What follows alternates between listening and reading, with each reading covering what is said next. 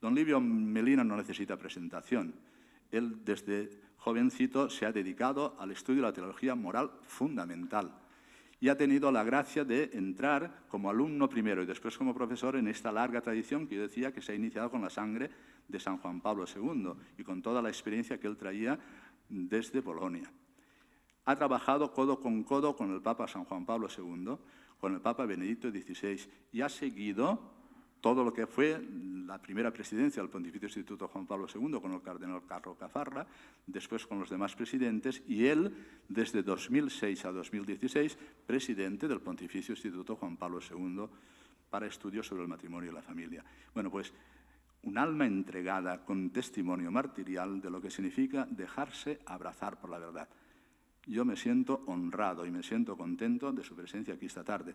Y sin más, le doy la palabra para que con él y con los demás que irán siguiendo las distintas conferencias de este congreso, podamos nosotros profundizar en lo único necesario que hace justicia al corazón humano, el amor. El amor que ha sembrado el Señor en nuestro corazón. Don Livio, tiene usted la palabra.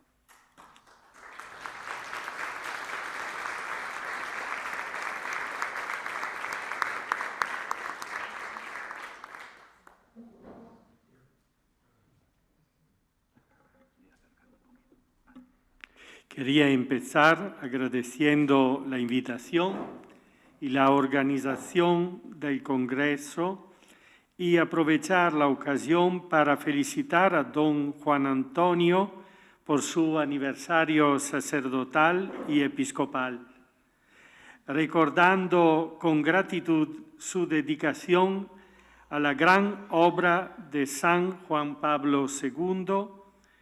Ha sido y sigue siendo para nosotros un verdadero Padre. Muchas gracias, Su Excelencia. Del desierto a la tierra prometida, la profecía de San Juan Pablo II en la crisis actual. En este momento de gran confusión en la Iglesia, que nadie, ni siquiera un ciego, podría negar, son palabras del cardenal Carlo Caffarra, miramos a San Juan Pablo II y lo hacemos no por nostalgia, sino al contrario, para entender y acoger su profecía. Es decir, no lo hacemos para refugiarnos en el pasado, sino para comprender el presente y adquirir luz sobre el futuro. ¿En qué sentido es Juan Pablo II un profeta en la actual crisis de la Iglesia?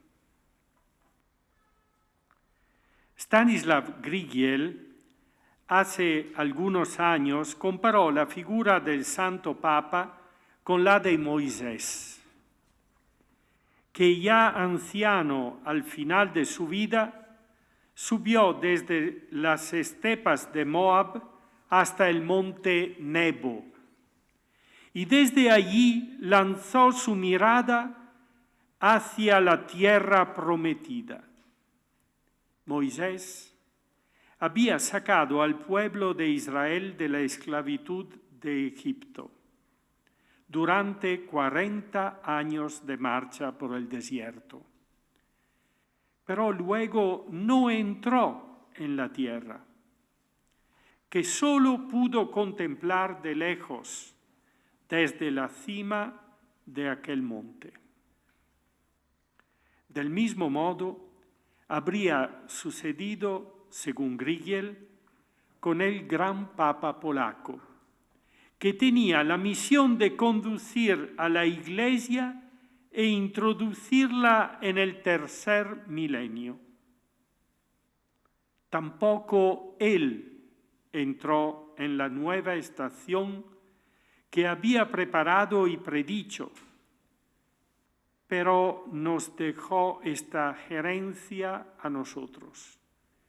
Así se veían las cosas poco después de la muerte de Juan Pablo II.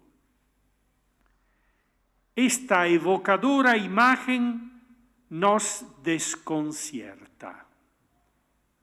Nos preguntamos, ¿es realmente así? ¿Dónde está esa tierra prometida en la que ya deberíamos haber entrado felizmente? Y surge una duda en nuestro corazón. ¿No nos hemos engañado y malinterpretado el camino? Hay que decir que en realidad nuestra situación actual es muy diferente a la que encontró Juan Pablo II, es decir, a la crisis postconciliar. Y es diferente precisamente gracias a la profecía de Juan Pablo II y gracias al camino que nos hizo recorrer en el desierto, aunque no disfrutemos aún de la posesión pacífica de la tierra. Nuestro primer paso será, por tanto, tratar de entender el don que Dios ha dado a la Iglesia con San Juan Pablo II como un don de profecía para este tiempo de crisis. ¿En qué sentido es Juan Pablo II un profeta? En la Biblia, un profeta es aquel que habla en nombre de otro. Así, Aarón fue el profeta de su hermano Moisés, tímido y tartamudo ante el faraón.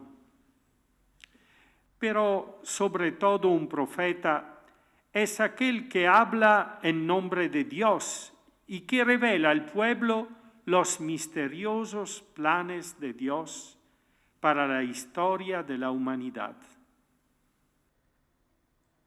El propio Moisés fue considerado un profeta, incluso el prototipo de los profetas. Surgirá un profeta semejante a Moisés, se dice en el Deuteronomio. Moisés es profeta porque vio la tierra prometida y la señaló al pueblo. Esa tierra que era el cumplimiento de las promesas de Dios a Israel. Los proyectos de Dios son proyectos de justicia, amor y fidelidad.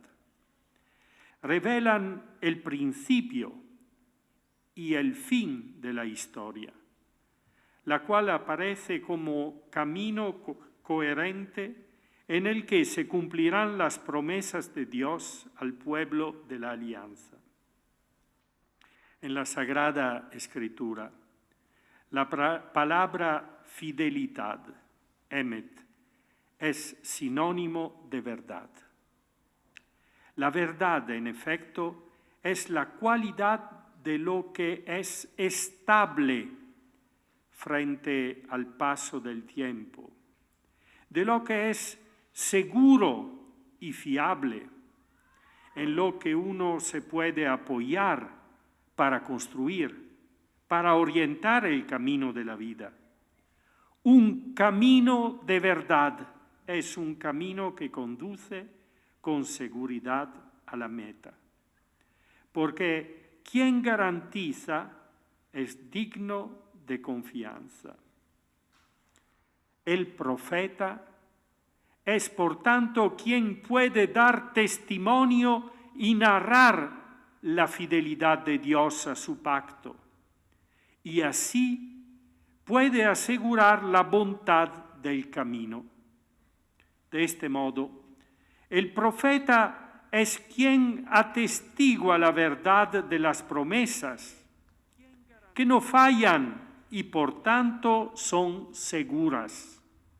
uno puede edificar su vida sobre ellas. Cuando le preguntaron al Papa Benedicto XVI en qué se basaba su convicción de la santidad del Papa Wojtyła, respondió que el valor de la verdad es, a mis ojos, un criterio de santidad de primer orden. Y añadía que, en efecto, habiendo desempeñado su tarea en un momento verdaderamente difícil, Juan Pablo II no pidió aplausos, ni miró nunca a su alrededor preocupado por cómo serían recibidas sus decisiones. Actuó desde su fe y sus convicciones y estuvo dispuesto a sufrir golpes por ello. Fin de la cita. El testimonio de su sucesor establece el núcleo de la santidad del Papa polaco en su fidelidad a la verdad, es decir, en su integridad como profeta. ¿De qué verdad es profeta Juan Pablo II?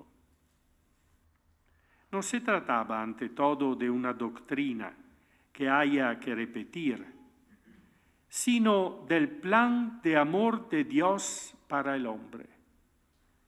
Para captarla es necesario ir río arriba contra la corriente hasta hallar el manantial, es decir, el amor del Padre.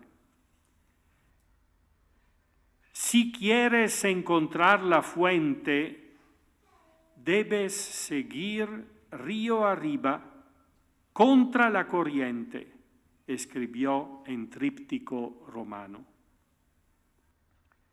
El camino que lleva a la fuente es también un camino para transformarse en vidente, para aprender de Dios cómo se ve, para recuperar la visión.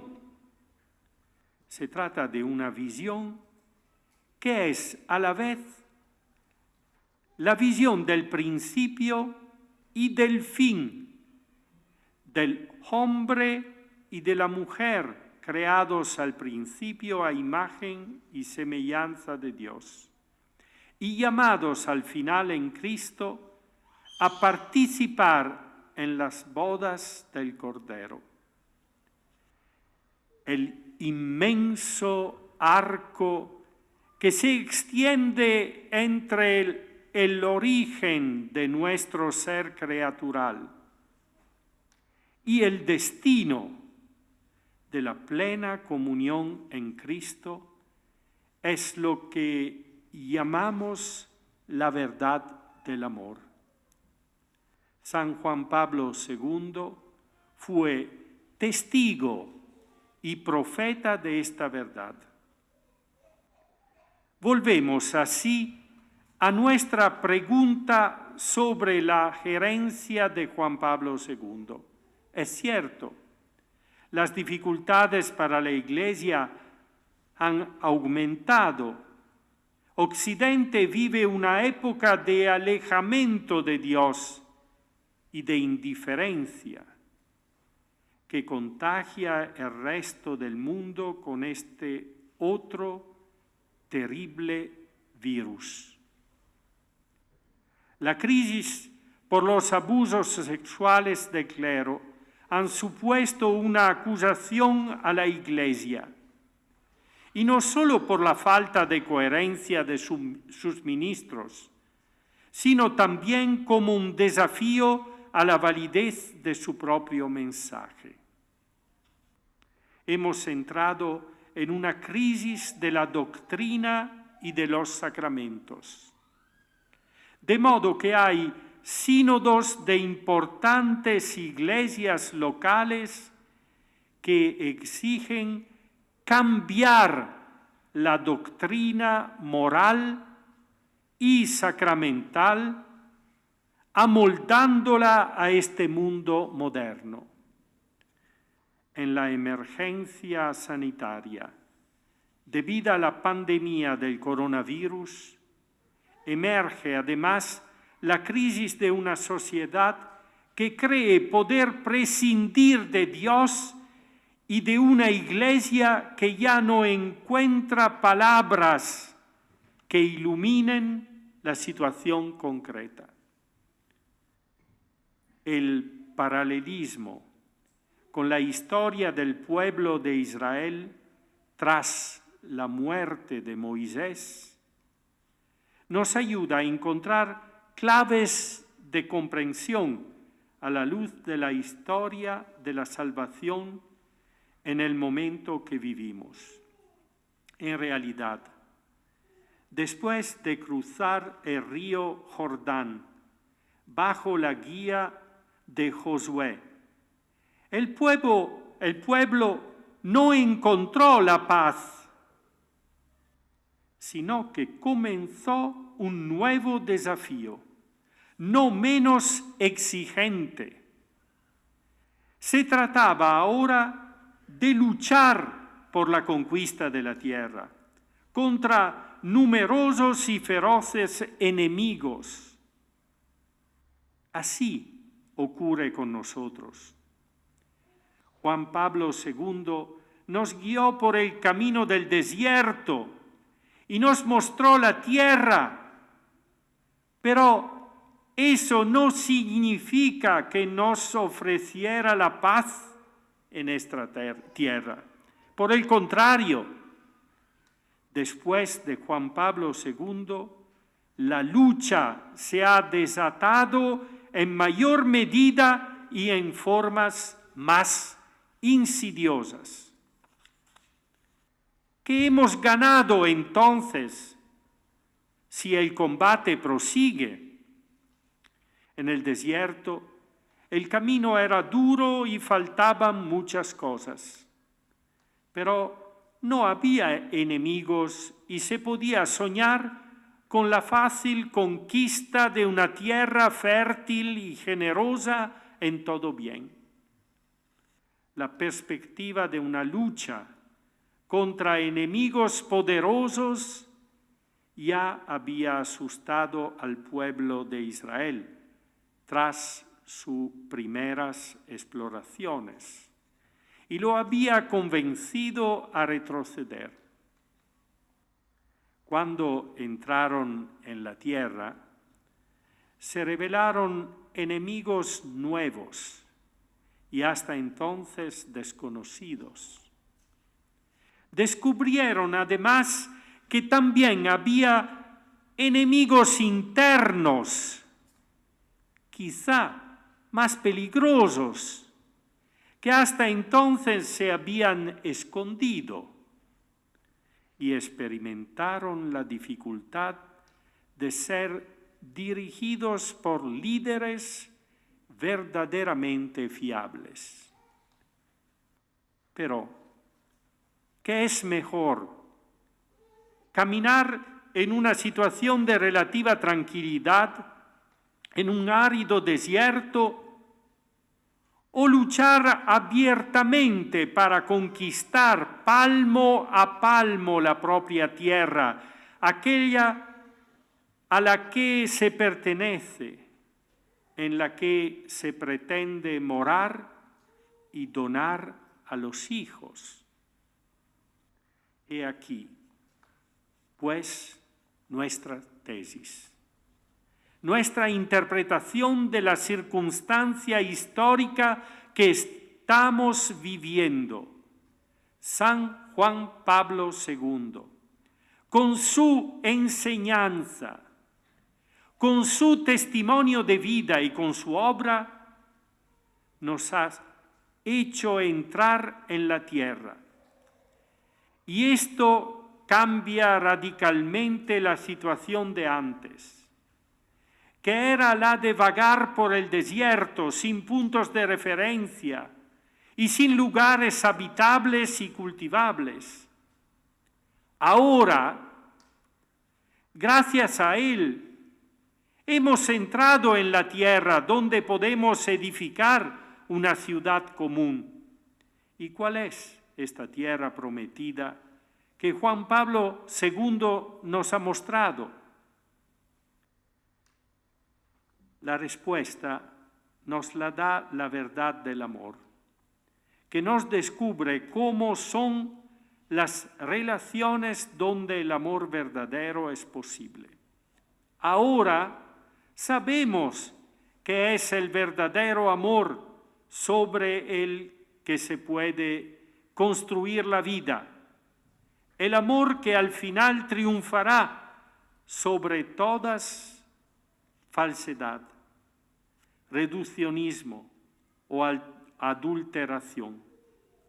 Si vivimos nuestro cuerpo, nuestros afectos y nuestras relaciones según la verdad del amor, entonces nos hemos asentado en esa tierra que nadie nos podrá quitar, en la que es posible vivir y por la que es posible morir.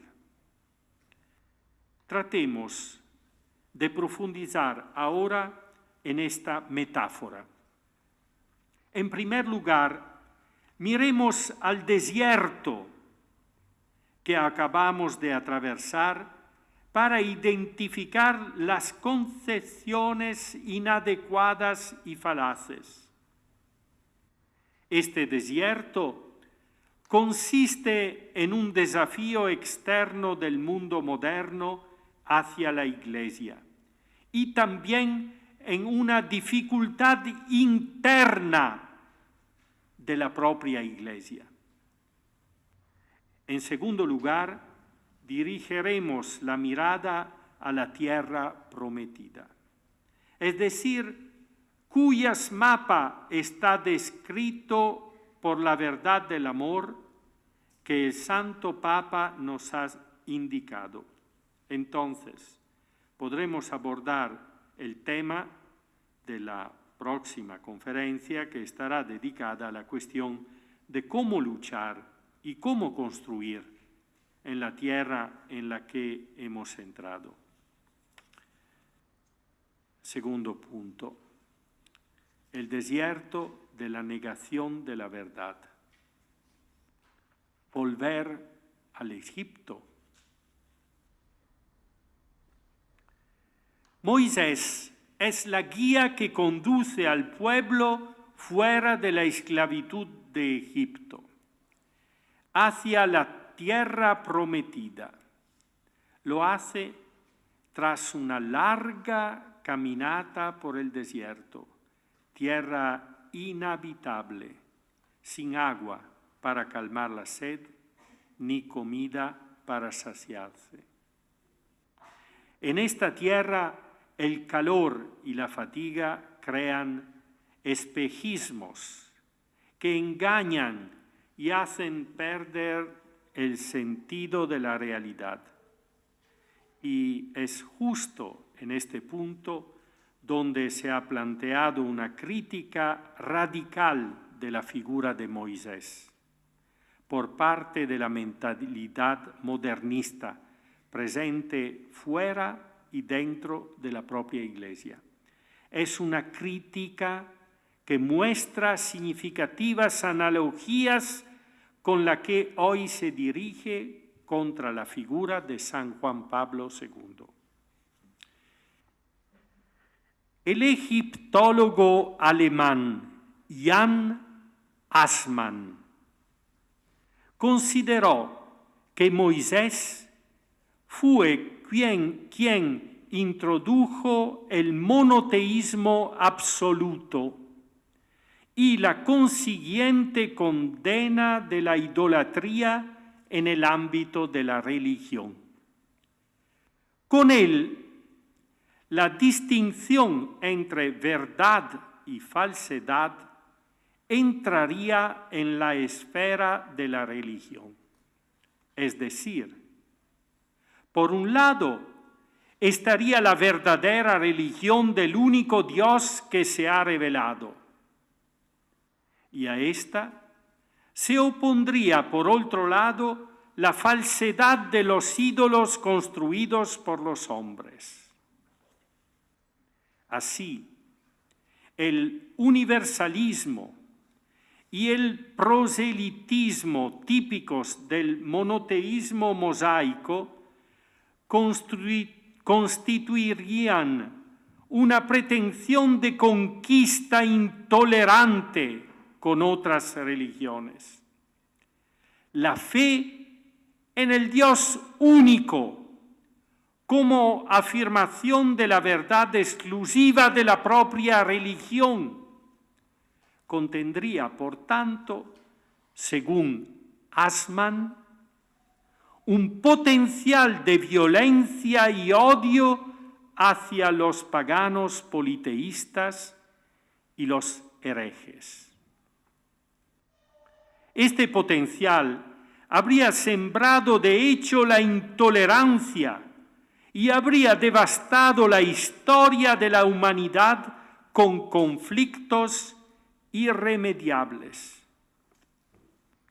Según esta visión, las religiones politeístas, también llamadas por Assmann religiones primarias o religiones de culto, admitían que los dioses se pudieran traducir de una cultura a otra. Por tanto, toleraban la acogida de nuevos dioses desconocidos en el panteón común de la ciudad.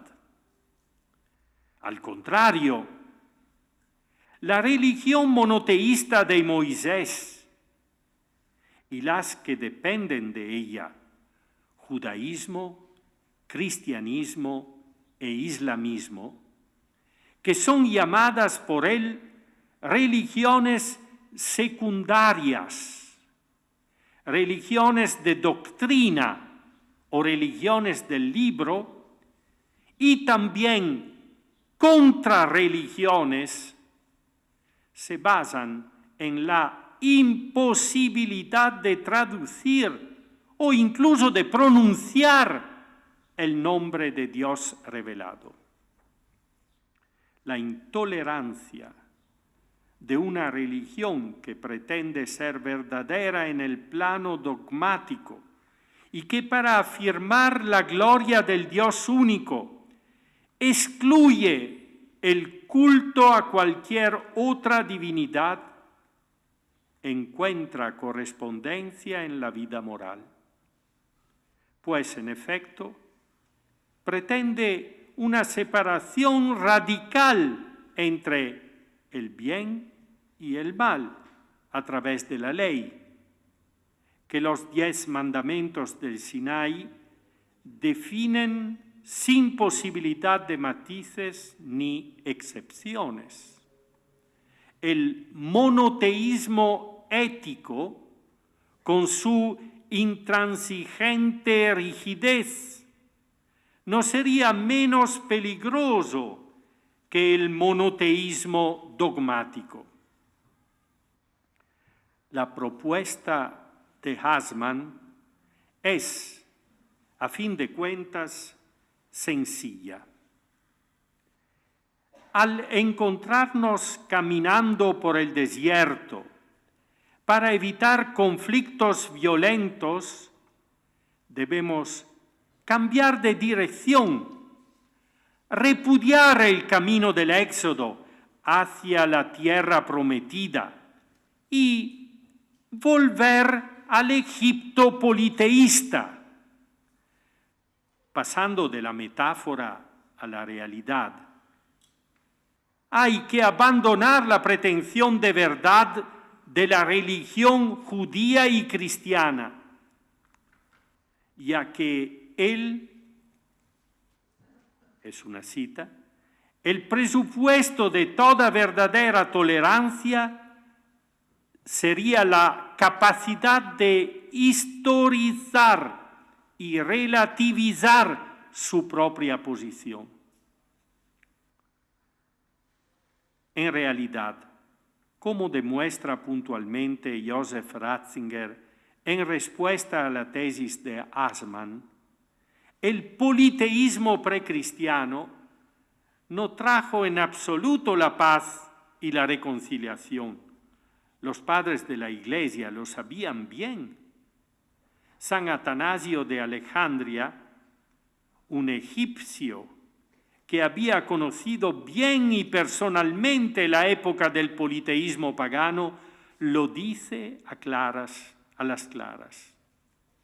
En otro tiempo, cuando se adoraba a los dioses, los griegos y los bárbaros se entregaban a la guerra y se mostraban crueles con sus propios parientes. Aunque sacrificaban a los dioses, el miedo a los dioses no les ayudaba en absoluto a corregir esta mentalidad. Fin de la citación. Es preciso desmitificar la imagen de un mundo de los dioses tan tolerante y pacífico. El Egipto real no era en absoluto la tierra de la libertad y de la paz, sino más bien una morada de esclavitud, opresión y guerra. Por otra parte, la cuestión de la verdad no fue inventada por Moisés, más bien surge necesariamente como algo inevitable cuando la conciencia de los pueblos alcanza cierta madurez. La pregunta sobre la verdad de la religión también la planteó Sócrates en la antigua Grecia. ¿Existe realmente Dios? ¿Qué es la verdad? ¿Existe la bondad? Y precisamente a partir de estas cuestiones fundamentales sobre la verdad y el bien, se produjo el encuentro histórico entre la Biblia y el helenismo. El cristianismo se negó a convertirse en una más de las religiones del panteón pagano y en cambio se confrontó con la crítica filosófica de la razón que plantea el problema de la verdad. ¿Qué ocurre entonces cuando la Iglesia se conforma con el mundo y renuncia a su pretensión de verdad y a su testimonio sobre la bondad? Cuando la Iglesia se olvida de la tierra prometida y se adapta al desierto o vuelve al Egipto. Pierde su capacidad de responder a las preguntas más profundas que se plantean en el corazón del hombre.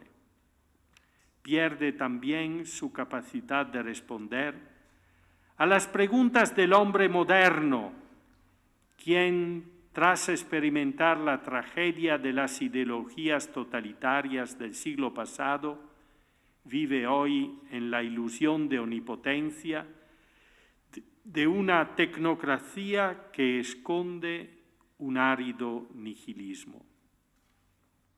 Podemos decir que este es justamente el desierto con el que se encontró Karol Wojtyła. En el desierto de la modernidad, que se burla de cualquier búsqueda de la verdad absoluta y confina la religión a la esfera del sentimiento subjetivo. Surge el miedo a amar, porque el amor sin la verdad se reduce a una emoción efímera y no acaba a durar y a dar forma a una vida. Es porque conocía una verdad donde apoyar la edificación. Es una verdad que viene de Dios y que no es la mera expresión de emociones subjetivas, las cuales se desvanecen fácilmente, igual que durante algún tiempo llenaron el corazón. Tercer punto, la tierra prometida, la verdad del amor.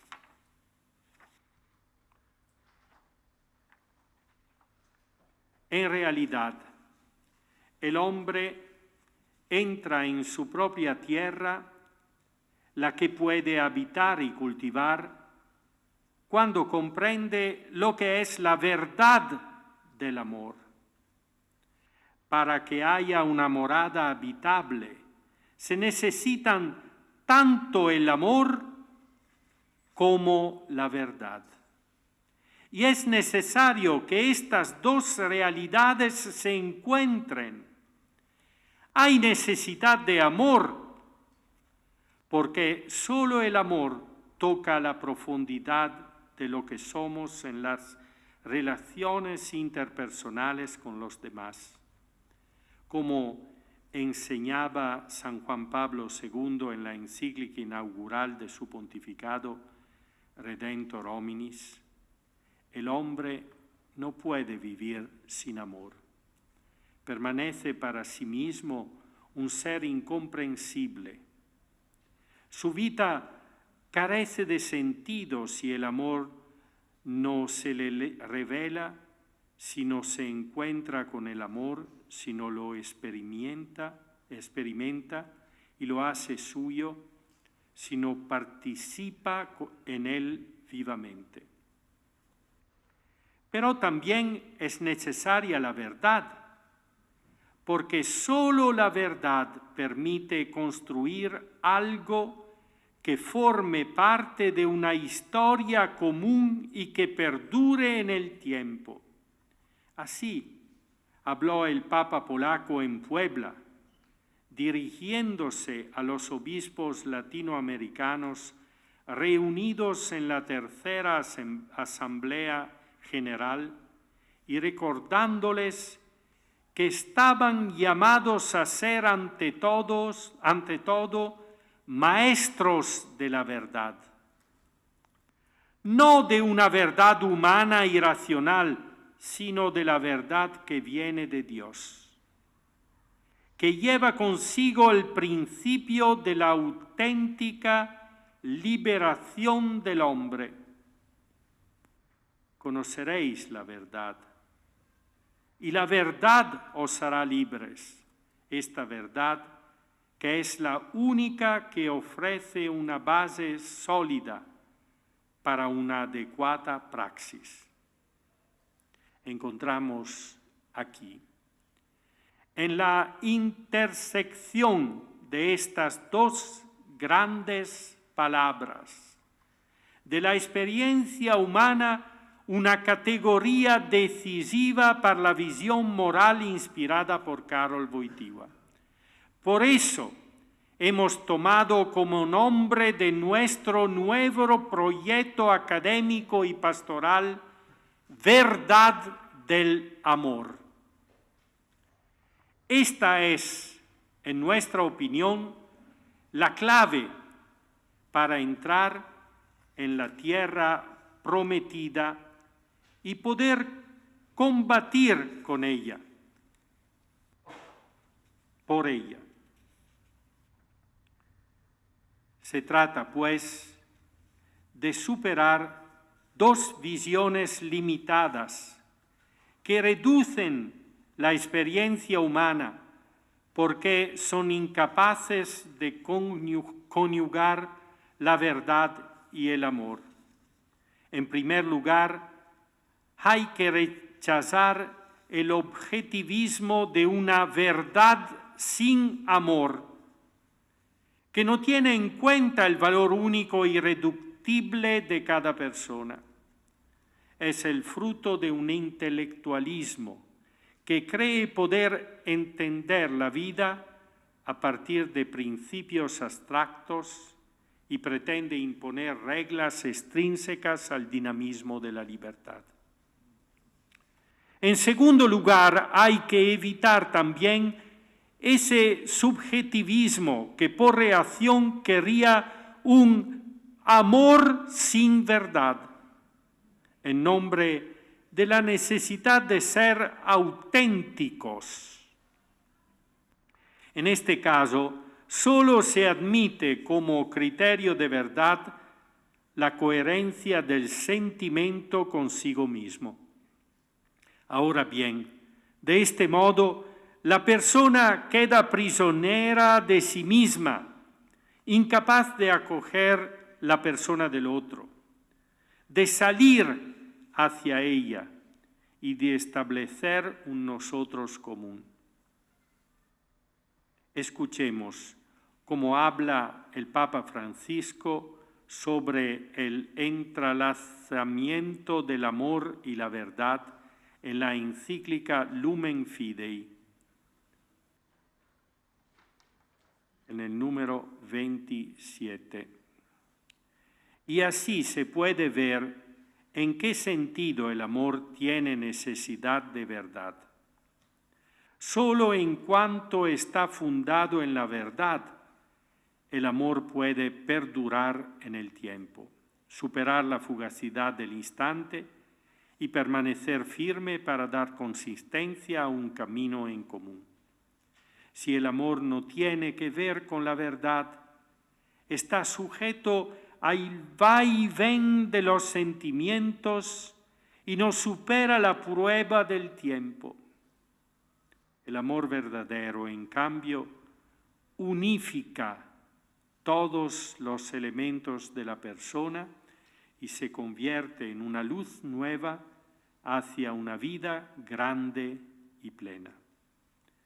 Sin verdad, el amor no puede ofrecer un vínculo sólido.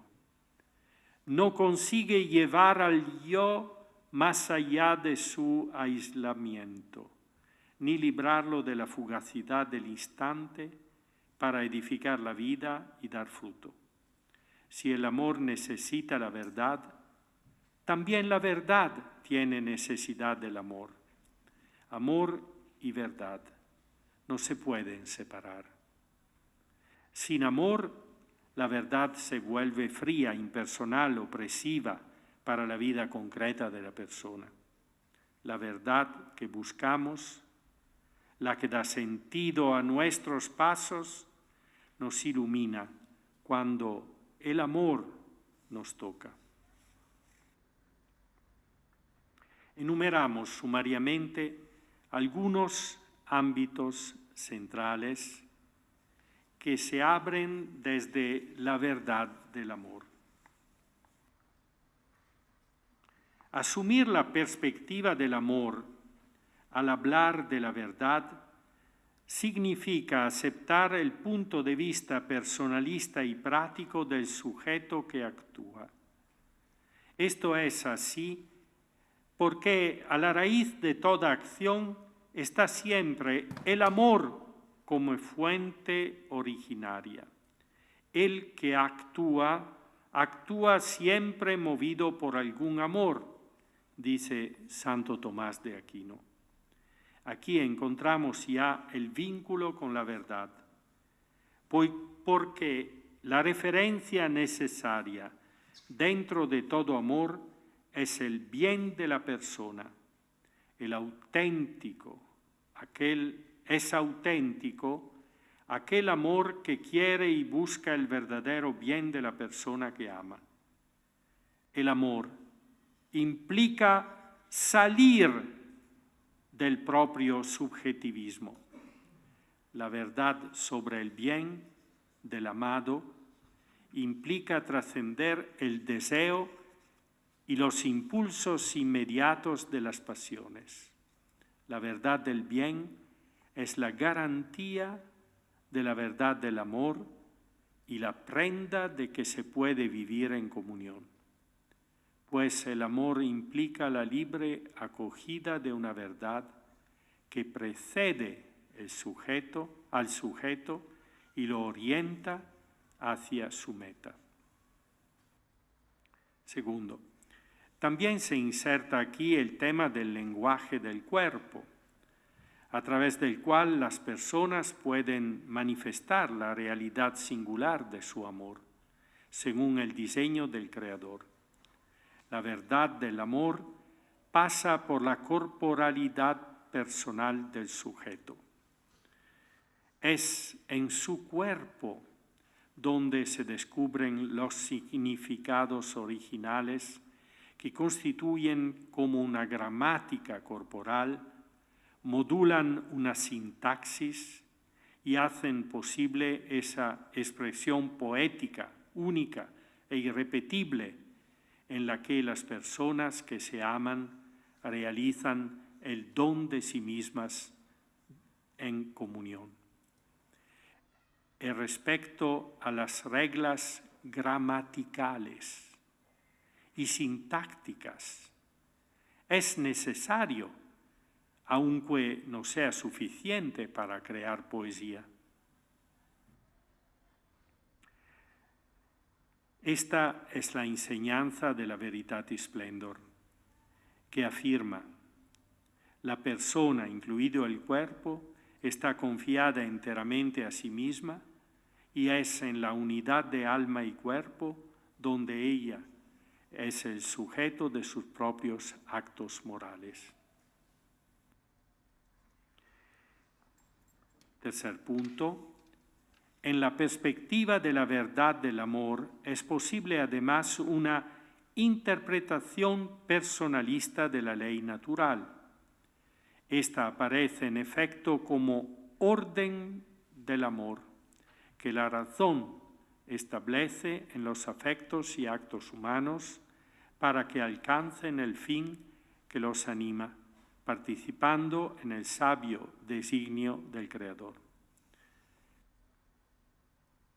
En otro punto, se trata por fin de un orden que encuentra su cumplimiento y su hermenéutica plena en Cristo, la ley nueva y perfecta, pues Cristo es la sabiduría original del Padre, en quien todo fue creado, en quien todo subsiste y hacia quien todo se orienta como a su cumplimiento. Es decir, la verdad del amor que pertenece al hombre desde la creación se ha revelado en su plenitud en Cristo.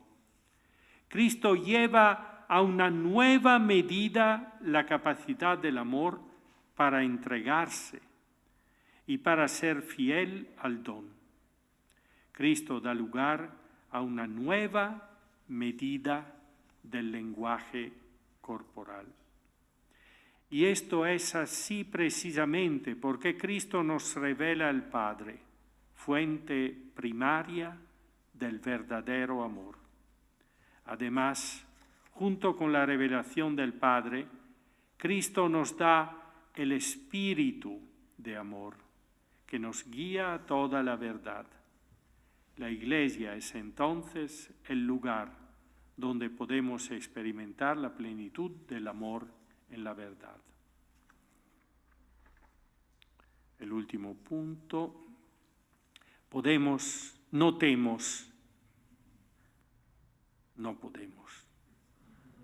Notemos que la perspectiva que estamos esbozando, siguiendo el magisterio de San Juan Pablo II, no es una perspectiva estática ni abstracta.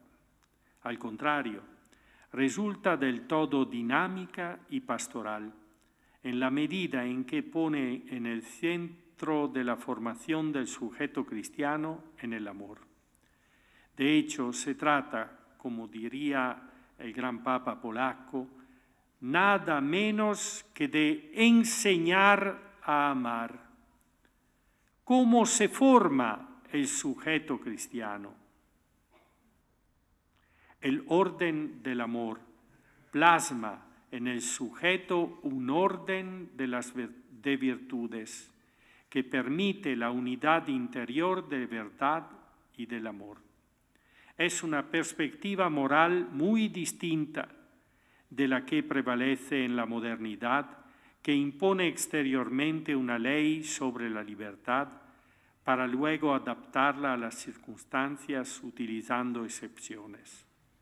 La tarea consiste más bien en integrar los aspectos, las inclinaciones y los sentimientos según la verdad de la vocación personal, de modo que la persona pueda realizarse en el don de sí misma. Algunas notas adicionales son útiles para definir la naturaleza de esta generación del sujeto moral según las virtudes. Mas la dejo a su lectura personal después del texto y voy a la conclusión. Conclusión. San Juan Pablo II, al que hemos comparado con Moisés, comenzó su ministerio petrino con la invitación: no tengáis miedo. No era una simple frase, sino que acertaba con el estado de ánimo del pueblo de Dios, atenazado por el miedo ante un futuro incierto y amenazante. El significado de ese llamamiento puede entenderse dentro de la amplia perspectiva que dio un sentido de advenimiento a todo su largo pontificado. Se trataba de introducir a la Iglesia en el nuevo milenio. ¿Cómo necesitaríamos nosotros también volver a escuchar esas palabras hoy, en medio de un desafío como la pandemia del COVID-19, que desde principios de 2020 ha vuelto a sumir el mundo en el miedo y ha frenado tantas iniciativas? El miedo que golpea el corazón de la existencia humana y le quita el aliento es el miedo a amar. San Juan Pablo II, como acabamos de ver, nos ha mostrado cómo solo el soplo de la verdad hace posible amar y superar el miedo. Así nos ha llevado a la tierra prometida de la verdad del amor. Tenemos así el lugar en el cual y por el cual merece la pena entregar la vida. Vivimos en un mundo golpeado por el miedo y contaminado por la desconfianza. Es un mundo en el que las relaciones vitales están impedidas, prohibidas, amenazadas, transformadas a la fuerza en virtuales. Pues bien, en ese mundo asfixiante, la familia es el entorno que permite respirar a la persona. Ella, la familia, es el santuario de la vida y del amor, nos decía San Juan Pablo II, el lugar donde la persona puede respirar. Pero para que la familia respire, hace falta la Iglesia, una Iglesia que testimonie y comunique con valentía la verdad del Evangelio que permite vivir y amar. Gracias.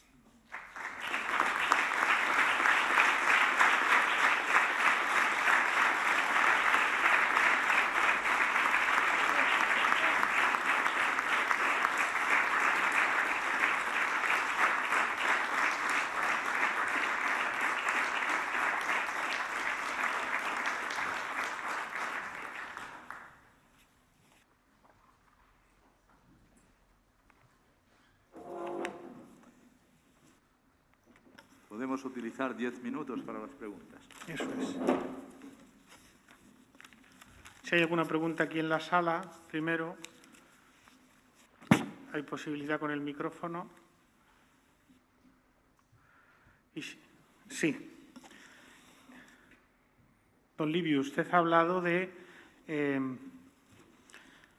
la Iglesia como posibilidad que puede volver a Egipto. ¿En qué sentido la Iglesia que celebra cada día la Eucaristía, que es la verdad del amor de Dios, ¿no?, puede volver a Egipto, puede retornar a Egipto? ¿O siempre habrá un punto irreductible en el cual se mantenga la fidelidad, esa verdad bíblica de la que he hablado?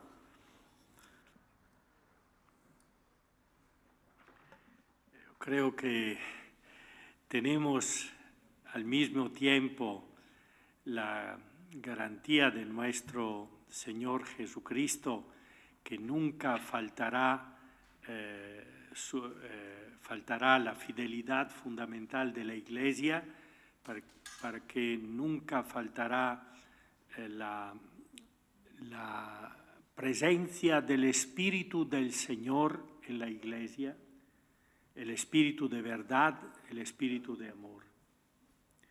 Y en este sentido también concretizado por la verdad del sacramento del amor, que es la Santa Eucaristía.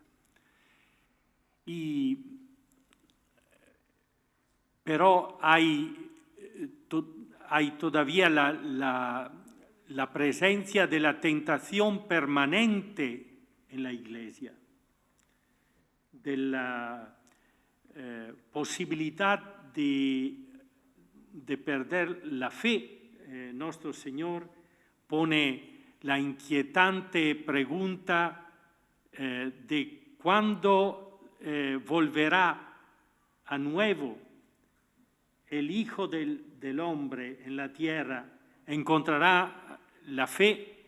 Es posible perder la fe. Es posible volver al Egipto en el sentido de renunciar a proclamar su fe como verdad y entenderla simplemente como una, entre las muchísimas interpretaciones de la vida, que se combina con otras interpretaciones contrarias y que no acaba a realizar una vida sólida y en coherencia con su fe. Una vida que se aleja de la verdad de la fe y que se adapta a la mentalidad del mundo. ¿Es posible esto? La metáfora del volver al Egipto es volver a la renuncia a la verdad y renuncia a la verdad sobre el bien también, sobre la verdad, sobre el bien del hombre, y interpretar sentimentalmente el Evangelio, ¿no? Sentimentalmente el Evangelio, renunciando a la verdad del Evangelio. Esto es el sentido. Sí, otra pregunta, dos, y se las junto en una. dada la destrucción actual de lo humano, ¿qué hace falta para que el hombre de hoy, el hombre actual, se abra, en el sentido de que se abra la verdad y esté dispuesto a aceptar esa verdad del amor humano y que la pueda captar?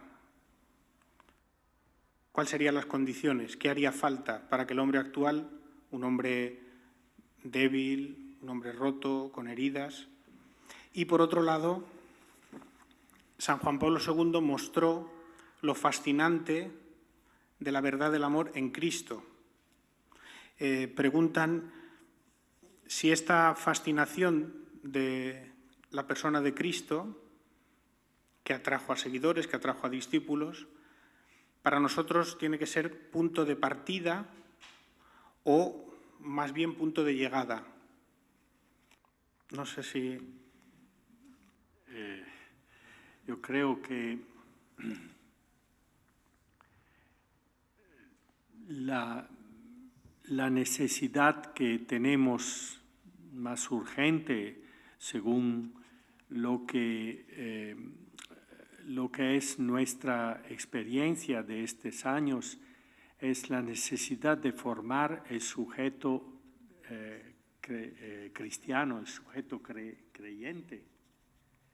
Que formar el sujeto creyente es formar un sujeto que se encuentra con Cristo, Y para que subsista un encuentro con Cristo es necesario que exista un sujeto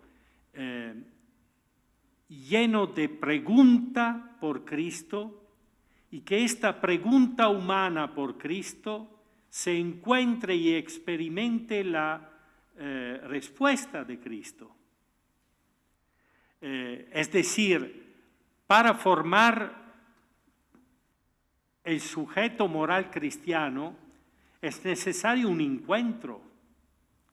El encuentro no es simplemente una etiqueta, ni una predicación exterior que se impone al hombre, sino una viva percepción, existencial percepción de su vida como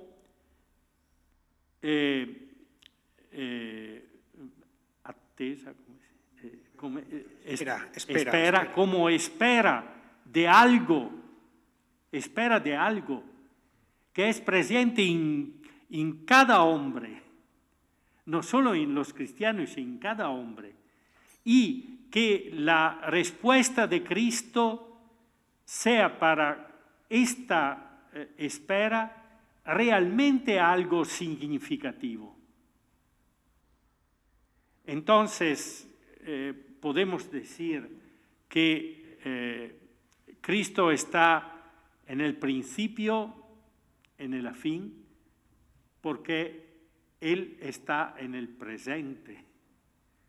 Está hoy vivo y actual.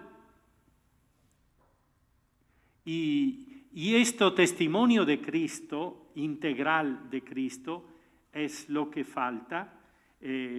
Naturalmente, la formación del sujeto moral cristiano, del sujeto cristiano y del sujeto moral cristiano, no es simplemente materia de instrucción o de repetición de fórmulas.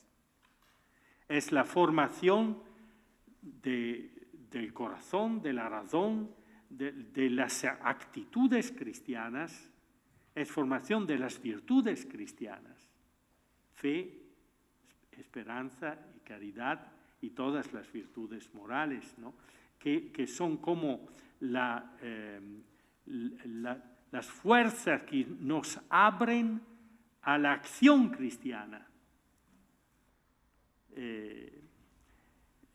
Creo que este desafío de formar el sujeto cristiano hoy es nuestro desafío. No es simplemente defender una verdad abstracta, es amar el hombre concreto y poner las condiciones de su formación cristiana en la Iglesia, naturalmente, porque el sujeto necesita una maternidad que lo forme, como lo llamaba también San Tomás de Aquino. La Iglesia es el útero espiritual que permite la formación del sujeto cristiano. Después del bautismo. El bautismo es la semilla, es la semilla. Esta semilla necesita un útero cristiano que lo pueda madurar.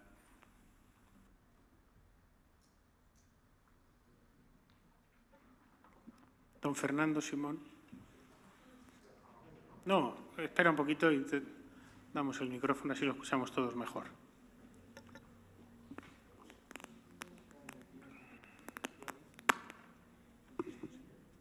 Sí, don Livio, yo más que una pregunta es un agradecimiento, porque me imagino que cuando el pueblo llegó a la tierra prometida y al ver los enemigos, tanto exteriores, nuevos como interiores, que usted ha dicho, pues la tentación es el cansancio. Hemos estado tantos años y ahora tenemos que luchar más. Vencer el cansancio, me imagino que solo es posible cuando algo tan grande por lo que merece la pena luchar. Algo tan grande que hay que luchar palmo a palmo. Y solamente si te muestran esa grandeza, merece la pena luchar. Y yo noto un cierto cansancio, desánimo ahora. Y creo que es necesario, no solamente por la pandemia, sino por todas las situaciones. Y creo que los que han luchado o hemos luchado, podemos tener la tentación de ese cansancio y ese desánimo. Porque además no solamente están los enemigos nuevos, que hay que luchar palmo a palmo para defender la verdad del amor humano, sino que además parece que volvemos al desierto, que Juan Pablo II llevó ese desierto posconciliar que usted ha dicho. Parece que ahora hay que decir, hay que volver otra vez a luchar por los absolutos morales. Hay que volver otra vez a parecía que eran temas ya de qué fatiga volver a luchar por algo que ya parecía superado y que nos podía impulsar a construir algo maravilloso. Que ya teníamos ya algo tan avanzado que era precioso luchar y que era una fecundidad enorme. Y ahora hay que volver otra vez, parece la impresión, a esos desiertos. Y la sensación que da decir, Dios mío, yo creo que es un poco aparente, porque creo que realmente lo que Juan Pablo II nos dio es de tal fuerza, de tal grandeza, y ya se ha avanzado en 25 años tantísimo, que yo me resisto a pensar que volvemos otra vez a esos desiertos. Perdone, es porque aquí hay unos luchadores, es decir, aquí están los que quieren luchar palmo a palmo por construir, por defender esa morada que usted ha dicho, pero creo que hay que vencer esos desánimos que a veces nos puede esa tentación del desánimo que nos puede venir a veces. Gracias. El desánimo es también buscar el camino más fácil, que cuesta menos. Si nosotros vamos a releer el libro de Josué y el libro de los jueces, nos vemos que la tentación más grande del pueblo en la tierra prometida es el compromiso con las poblaciones que están allí, compromisos de santuarios compartidos, de matrimonios que inducen a la idolatría. En este sentido, el cansancio conduce a una renuncia al juicio. ¿Qué es el juicio? Es un acto de inteligencia que aplica la verdad a la situación concreta. Juzgar las situaciones con la luz del de la verdad cristiana. Eso es el contrario del compromiso, tiene en español una significación positiva. Sí. Sería más bien un adulterio, sí. Sí, sería acomodarse, adaptarse. Una corrupción. Una corrupción. Un compromiso negativo, digamos. Adaptarse a la situación por cansancio, por no luchar, por evitar la lucha.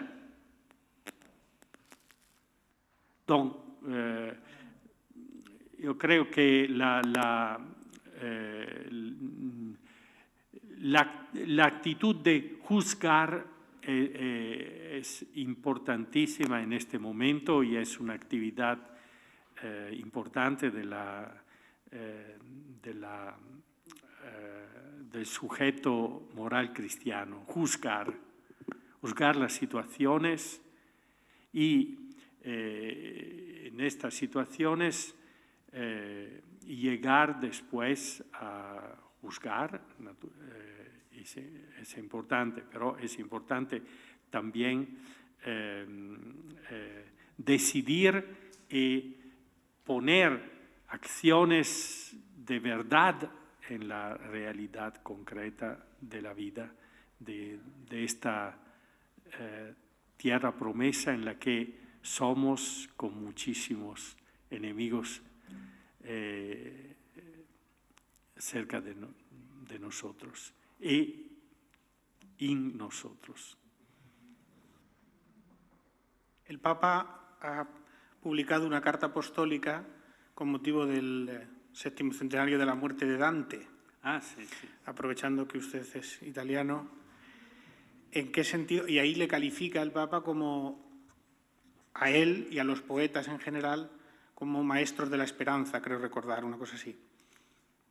¿En qué sentido puede ayudar a la formación del sujeto cristiano el mundo del arte en general, los artistas, los pintores, los poetas, los escritores que han buceado, que han entrado en la hondura del alma humana? Aunque no haya sido...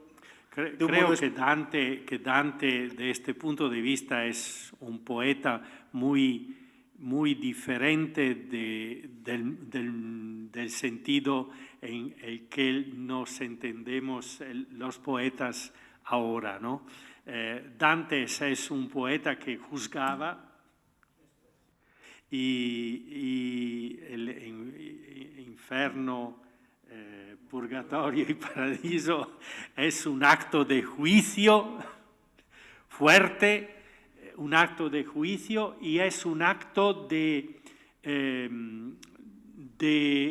responsabilidad eclesial y civil en la sociedad.